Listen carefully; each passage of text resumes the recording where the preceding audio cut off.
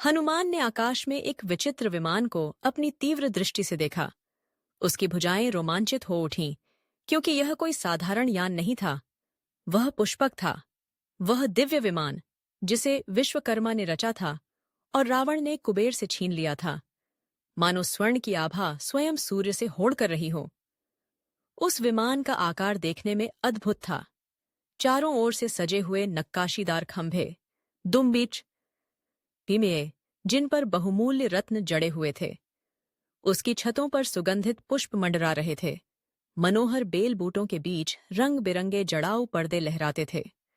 उसके कक्षों से सुरीली घंटियों की मधुर ध्वनि अंतरिक्ष में गूंज रही थी और उसमें बैठे हुए लोग मानो किसी स्वर्गिक महाआनंद में निमग्न प्रतीत हो रहे थे। हनुमान ने अपने हृदय में विचार किया, यह वही चमत्कारी पुष्पक विमान है जिसके बारे में उन्होंने कथाएं सुनी थीं। स्वर्णिम सीढ़ियां चमक रही थीं और उनके बीच बीच में मणियों की माला सजी थी। उस यान के भीतर से दिव्य प्रकाश फूट रहा था, मानो पूर्णिमा की शीतलता उसमें समाई हो। चंद्रकलाओं की झिलमिलाहट पूरे विमान को अद्भुत रूप से सुसज्जित कर रही थी।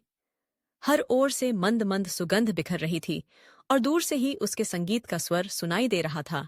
हनुमान ने अनुभव किया कि ऐसा विमान न तो पृथ्वी पर देखा गया है, न ही किसी देवता के पास। वह सोचने लगे, रावण कितना शक्तिशाली है जो इस चमत्कारी पुष्पक को लेकर सीता जी को ले जा रहा है।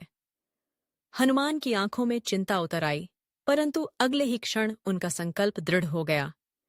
वे इस विमान के चरित्र और रावण के दोष का साक्षी बनकर श्री राम को संपूर्ण कथा सुनाएंगे। उनके मन में श्रद्धा, निश्चय से दृढ़ श्रद्धा, विस्मय और गंभीर साहस का संगम हुआ। पुष्पक के दर्शन केवल वैभव का ही नहीं, बल्कि धर्म और अधर्म के नए अध्याय का उद्घाटन कर रहे थे।